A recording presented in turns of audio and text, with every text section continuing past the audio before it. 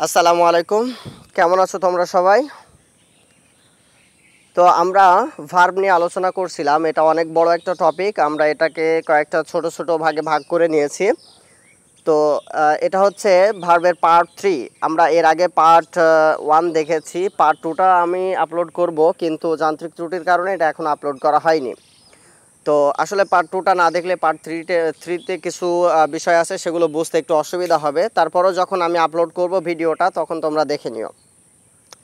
তো চলো আমরা আজকে শুরু করি। তো রুল 1 এখানে বলছে সাধারণত ইনডিরেক্ট অবজেক্টটি ডিরেক্ট অবজেক্টের পূর্বে বসে। তো এখানে আমাদের পার্ট 2তে আলোচনা করা হয়েছে যে কোনটা ডিরেক্ট অবজেক্ট এবং কোনটা ইনডিরেক্ট অবজেক্ট। সাধারণত যখন ডাবল অবজেক্ট থাকবে, মানে দুইটা অবজেক্ট থাকবে, তখন একটাকে বলা হয় ইনডিরেক্ট অবজেক্ট আর একটাকে বলা হয় ডিরেক্ট অবজেক্ট। তো এখানে আমরা কিভাবে বুঝবো যে কোনটা ডিরেক্ট অবজেক্ট এবং কোনটা ইনডিরেক্ট অবজেক্ট, সেটা একটা বিষয় যে আমাদের এইটা জানতে হবে। এটার জন্য আমরা পার্ট 2 দেখে নেব। তো এখানে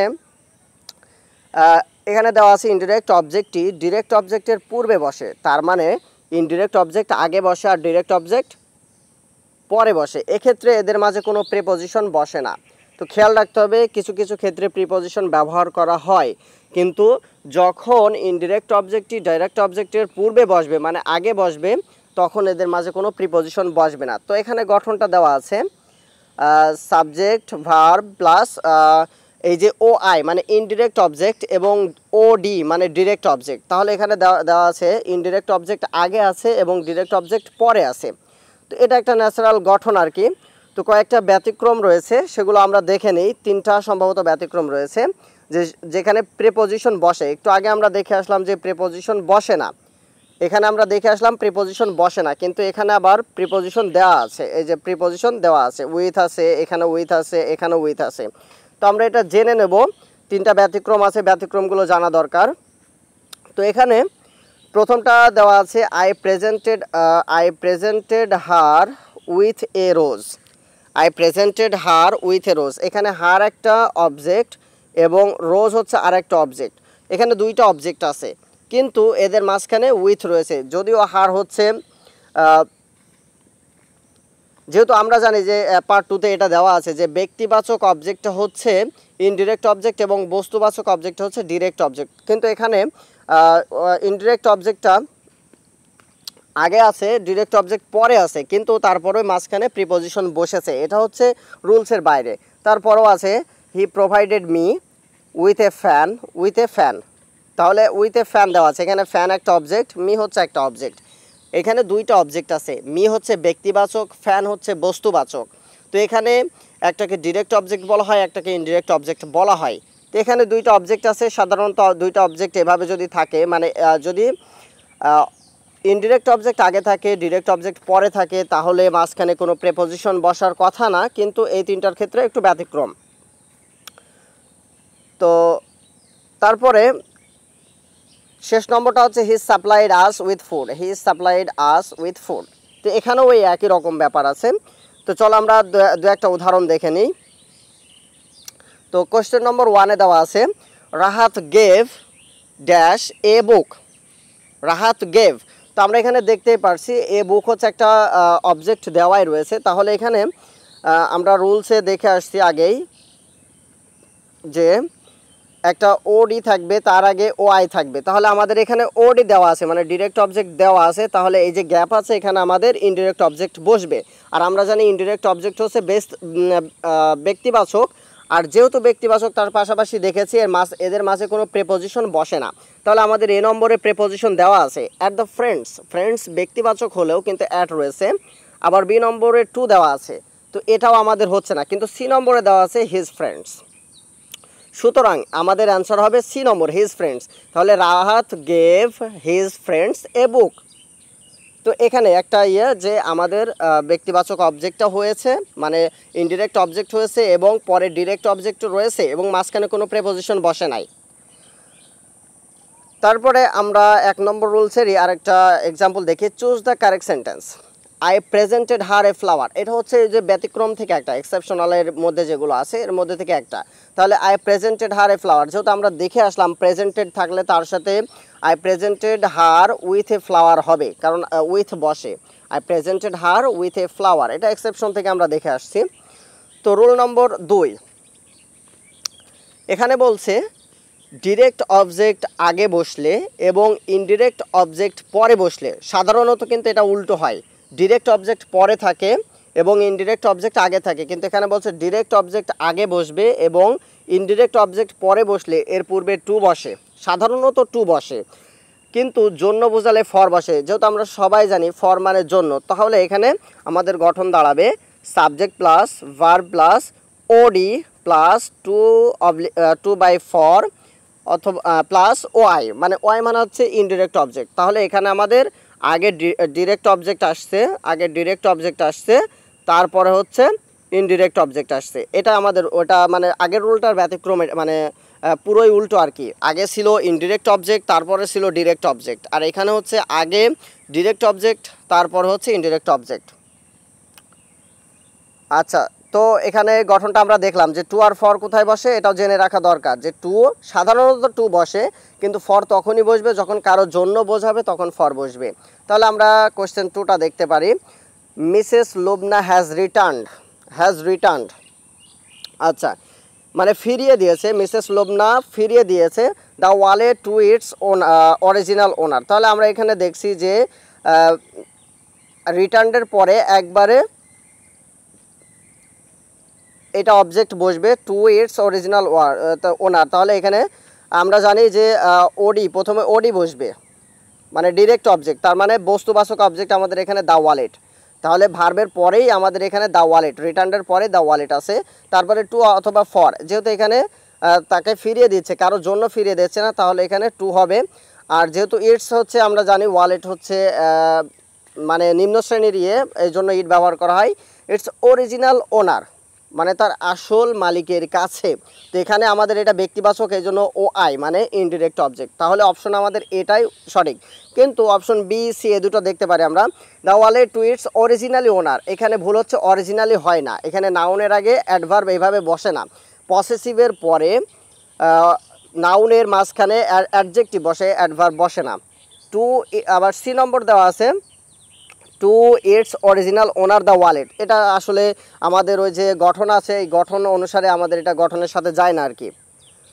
তারপরে আমরা দেখব ভার্বের রুল 3, ভার্বের পরবর্তী অ্যাডজেক্টিভ বা নাউন, ভার্বের পরবর্তী অ্যাডজেক্টিভ বা নাউন, অ্যাডজেক্টিভ হতে পারে নাউনও হতে পারে, এবং সাবজেক্ট, তার মানে ভার্বের পরে যে অ্যাডজেক্টিভ অথবা নাউন থাকবে আর তার ভার্বের যে সাবজেক্ট থাকবে, যদি একই বস্তু হয় তাহলে এখানে দুইটা জিনিস খেয়াল রাখতে হবে, ভার্বের পরবর্তীতে অ্যাডজেক্টিভ হতে পারে, আবার ভার্বের পরবর্তীতে নাউনও হতে পারে। আর সাবজেক্ট, কোনো বাক্যের সাবজেক্ট এবং ভার্বের পরবর্তী অ্যাডজেক্টিভ অথবা নাউন যদি একই ব্যক্তি বা বস্তুকে বোঝায়, এটা একটা ব্যাপার গেল। তাহলে এখানে দেখতে পারেন হি বিকেম এ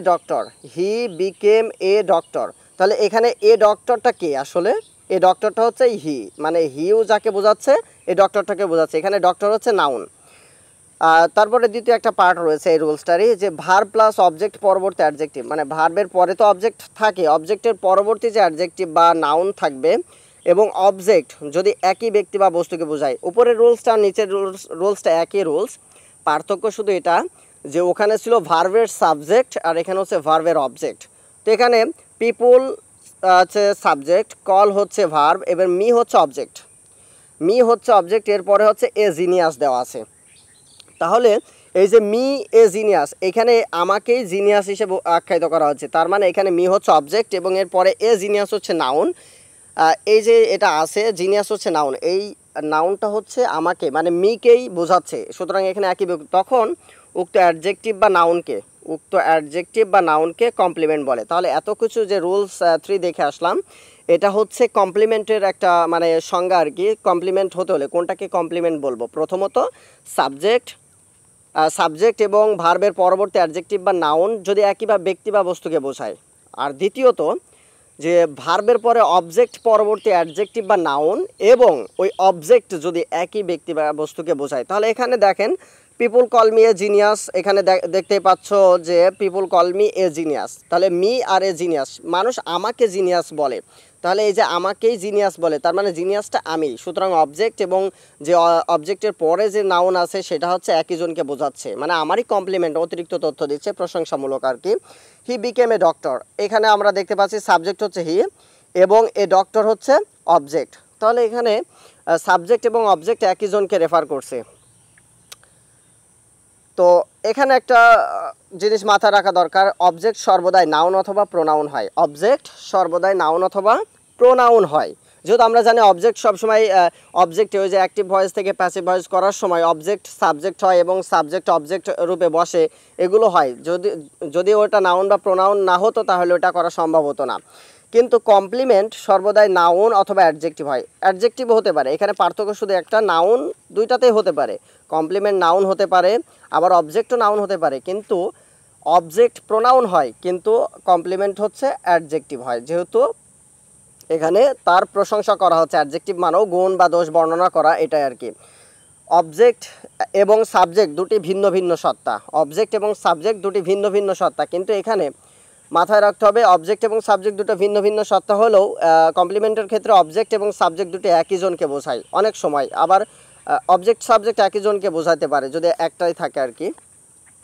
তো তার পরবর্তীতে আমরা উদাহরণ দেখি একটা, he became A politician, he became A politician, তাহলে এখানে পলিটিশিয়ানটা কে হয়েছে, মানে রাজনীতিবিদ কে হয়েছে, তাহলে এখানে আমরা দেখতে পারি যে এ পলিটিশিয়ান আর এই হি একই জনকে বোঝাচ্ছে, যে সে রাজনীতিবিদ বা রাজনৈতিক নেতা হয়েছে বা পলিটিশিয়ান হয়েছে, তাহলে এখানে আমাদের দেখা যাচ্ছে অবজেক্ট না, এখানে অনেকে ভুল করতে পারে যে এটা অবজেক্ট, আসলে না, এখানে দেখেন এই হি আর এই পলিটিশিয়ান একই জনকে বোঝাচ্ছে, যখন সাবজেক্ট এবং ভার্বের পরবর্তী অবজেক্ট একই জনকে বোঝাবে তখন এটাকে বলা হবে কমপ্লিমেন্ট, ঠিক আছে, এটা হবে কমপ্লিমেন্ট।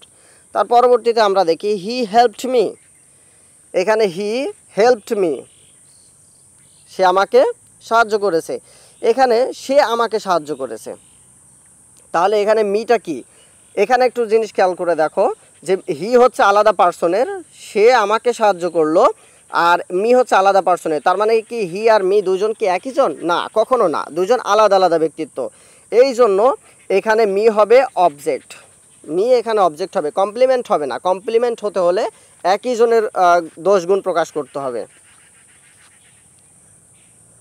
রুলস 4 হচ্ছে সাবজেক্ট অ্যান্ড কমপ্লিমেন্টের মধ্যবর্তী ভার্বকে লিঙ্কিং ভার্ব বলে, তাহলে আমরা একটু আগে দেখে আসলাম সাবজেক্ট এবং কমপ্লিমেন্টের মাঝখানে যে একটা ভার্ব থাকলে সেটা হচ্ছে লিঙ্কিং ভার্ব, যেমন হি ইজ এ ডক্টর, এখানে হি হচ্ছে ডক্টর, তার মানে এখানে বোঝানো হচ্ছে যে সেই doctor, he is a doctor, সে একজন ডক্টর, তার মানে সেও যে এবং ডক্টরও সে একই জন, সুতরাং যখন একই জনকে বোঝাবে তখন সেটা কমপ্লিমেন্ট। এখানে আমাদের মাঝখানে যে ইজ ভার্ব রয়েছে এটাকে বলা হবে লিঙ্কিং ভার্ব, যেহেতু সাবজেক্ট হচ্ছে হি এবং কমপ্লিমেন্ট হচ্ছে ডক্টর, এই দুজনের মাঝখানে আছে, সুতরাং এটা হচ্ছে লিঙ্কিং ভার্ব। তো লিঙ্কিং ভার্ব কয়েকটা দেওয়া আছে, আমরা দেখে নিই। To be verb, to be, become, look, to be verb মানে অ্যাম, ইজ, আর, ওয়াজ, আর এগুলো, seem, remain, appear, make, run, go, grow, read, turn, taste, feel, smell, E T C. তবে টু বি ভার্ব বাদ দিয়ে অন্য কোনো ভার্ব লিঙ্কিং ভার্ব হতে গেলে, যদি linking verb to be verb বাদ দিয়েও যদি লিঙ্কিং ভার্ব হতে হয়, মানে বাকি আমরা অনেকগুলো দেখে আসলাম, অনেকগুলোই দেখে আসছি, টু বি ভার্বের পরে যতগুলো ভার্ব দেখে আসলাম, যে এগুলোকে যদি টু বি ভার্বের সমকক্ষ হতে হবে, যদি লিঙ্কিং ভার্ব হতে হয় তাহলে টু বি ভার্বের সমকক্ষ হতে হবে, মানে টু বি ভার্ব যেভাবে অর্থ প্রদান করে বা যেভাবে কাজ করে, যে ফাংশন করে, যেভাবেই সেন্টেন্সটাকে মডিফাই করে বা সাবজেক্টকে মডিফাই করে, ঠিক এভাবেই মডিফাই করবে। তার পরবর্তী পদটি অবশ্যই অ্যাডজেক্টিভ হতে হবে, তার মানে এই যে কোন একটা সাবজেক্ট, যদি আমরা তো জানি লিঙ্কিং ভার্বের পরে সাধারণত অ্যাডজেক্টিভ বা বসে ওইটাকেই সাবজেক্টকে রেফার করে, তারপরে শুধু অ্যাডজেক্টিভ হতে হবে তা নয়, বরং অ্যাডজেক্টিভের মতো কাজও করতে হবে, এটা একটা লক্ষণীয় ব্যাপার যে শুধু অ্যাডজেক্টিভ হলে হবে না, বরং অ্যাডজেক্টিভের মতো কাজও করতে হবে। তো আমরা একটা উদাহরণ আগেও দেখছিলাম, এটা আরেকবার দেখি, হি বিকেম এ পলিটিশিয়ান, তাহলে এই যে বিকেম মানে হওয়া, এটা কিন্তু টু বি ভার্ব না, এটা হচ্ছে ন্যাচারাল ভার্ব, কিন্তু এখানে লিঙ্কিং ভার্ব হিসেবে কাজ করবে, কারণ হি এবং এ পলিটিশিয়ান একই জনকে রেফার করছে, এবং বিকেম বিকেম তাদের মাঝখানে বসেছে এবং এই পলিটিশিয়ান একজন মানুষের সম্পর্কে বোঝাচ্ছে আর কি এখানে।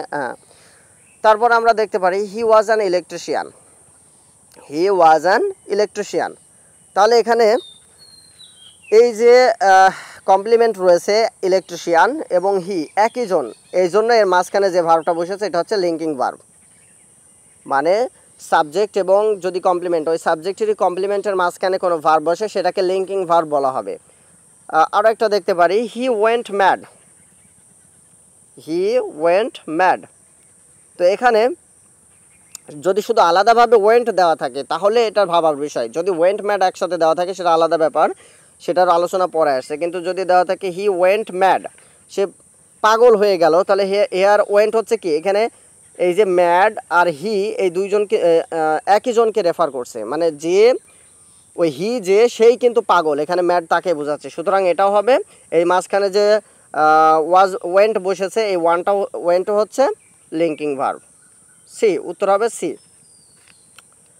তার পরবর্তীতে রুল 5 দেখি আমরা, যে সকল ইনট্রানজিটিভ ভার্বের পরে অ্যাডজেক্টিভ বসে আলাদা অর্থ প্রকাশ করে তাদেরকে কোপুলেটিভ ভার্ব বলে। তার মানে কোপুলেটিভ ভার্ব একটা নতুন একটা মানে ভার্বের একটা ক্লাসিফিকেশন, যে কোপুলেটিভ ভার্ব হতে হলে ইনট্রানজিটিভ ভার্বের পরে অ্যাডজেক্টিভ বসে আলাদা অর্থ দিতে হবে। শুধু অ্যাডজেক্টিভের অর্থ দিলে হবে না, বরং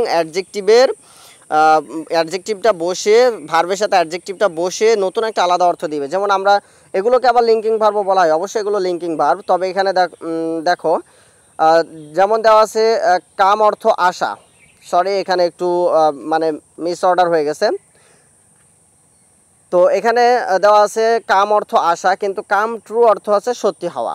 কাম অর্থ আশা কিন্তু কাম ট্রু মানে সত্য হওয়া। তো এখানে কাম আশা, এই আশার অর্থ কিন্তু দিচ্ছে না, এখানে কাম ট্রু, এই যে পরবর্তী যে ট্রু অ্যাডজেক্টিভ আছে এটার অর্থই কিন্তু প্রাধান্য পাচ্ছে বেশি। তখন এটা হবে কাম ট্রু মানে সত্যি হওয়া, তখন এটা হবে copulative verb.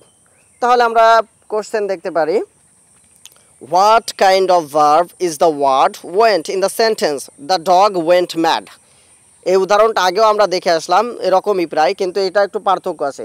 The dog went mad, এখানে ওয়েন্ট মানে যাওয়া, কিন্তু এখানে ম্যাড ওয়েন্ট ম্যাড একসাথে অর্থ দিয়েছে, ওয়েন্ট ম্যাড মানে পাগল হয়ে গিয়েছে।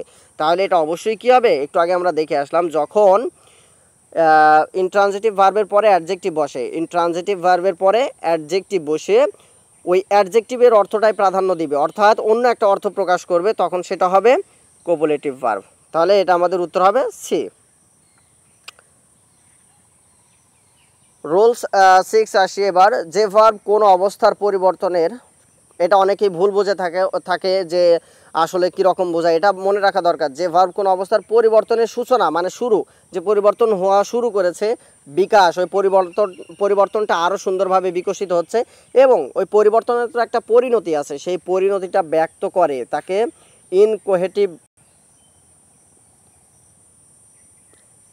ইনকোহেটিভ ভার্ব বলে। তাহলে যে ভার্ব কোনো অবস্থায় পরিবর্তনের সূচনা, কোনো অবস্থার পরিবর্তনের সূচনা, বিকাশ ও পরিণতি ব্যক্ত করে তাকে ইনকোয়েটিভ ভার্ব বলে। এই শ্রেণীর কয়েকটা সুপরিচিত ভার্ব রয়েছে, সেগুলো হচ্ছে বিকাম, এখানে ভার্ব হবে সুপরিচিত ভার্ব আর কি, become, come, go, grow, get, fall, run, turn and wear. এগুলোকে লিঙ্কিং ভার্ব ধরাই। খেয়াল রাখতে হবে অধিকাংশ এখানে 2-3টা যেগুলো পেলাম, কোয়েটিভ ভার্ব, ইনকোহেটিভ ভার্ব, তারপর কোপুলেটিভ ভার্ব, এগুলো অধিকাংশই লিঙ্কিং ভার্ব।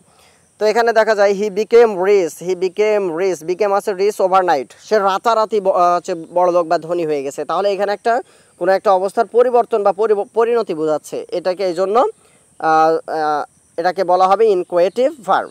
তার পরবর্তীতে আমরা কোশ্চেন 6 দেখি, হুইচ সেন্টেন্স ইউজেস ইনকোয়েটিভ ভার্ব। তাহলে হি ওয়াজ এ কিং, সে একটা রাজা ছিল, এটা স্বাভাবিক ব্যাপার, হি ওয়াজ এ কিং, এ দ্বারা কোনো কিছু বোঝাচ্ছে না এইটা দ্বারা। তারপরে হি ইজ উইক, সে তার একটা অবস্থা বোঝাচ্ছে ঠিকই, কিন্তু পরিবর্তনের সূচনা, বিকাশ বা পরিণত বোঝাচ্ছে না। ইট ইজ গ্রোয়িং ডার্ক, এটা ধীরে ধীরে কি হয়ে যাচ্ছে, গ্রোয়িং ডার্ক মানে অন্ধকার হয়ে যাচ্ছে, আরও ঘন অন্ধকার হয়ে যাচ্ছে। তাহলে এটা একটা অবস্থার সূচনা, বিকাশ বা পরিণতি, তিনটাই বোঝাচ্ছে, যে এক সময় অল্প একটু ডার্ক ছিল, এখন হচ্ছে ডার্ক হতেই যাচ্ছে, তার মানে এর একটা ভবিষ্যতে একটা পরিকল্পনা, মানে অন্যরকম একটা পরিণতি রয়েছে। তো এইটাই ছিল, এটা উত্তর হবে সি, আমাদের এটার উত্তর সি হলো। তাহলে ইট ইজ গ্রোয়িং ডার্ক। তো আসলে এই টপিকগুলো নেওয়া হচ্ছে, এই বিষয়টা ধারাবাহিকভাবেই নেওয়া হচ্ছে। আমাদের মাস্টার নামক একটা ইংলিশ গ্রামার রয়েছে, জাহাঙ্গীর আলম স্যারের বইটা অনেক ভালো। আমি তোমাদেরকে রেফার করব যে যদি ইংলিশ গ্রামার খুঁটিনাটি বিষয় সহ মানে মোটামুটিভাবে শিখতে চাও তাহলে ইন্টারমিডিয়েট পর্যায়েই শিখে নেওয়া উচিত, মানে এই বইটা নেওয়া উচিত। তোমরা চাইলে নিতে পারো, এটা বাজারের এখন বর্তমান বাজারে সবচেয়ে সেরা বই আর কি। তো ভালো থেকো, পরবর্তীতে আমরা আরও আলোচনা করবো ইনশাআল্লাহ।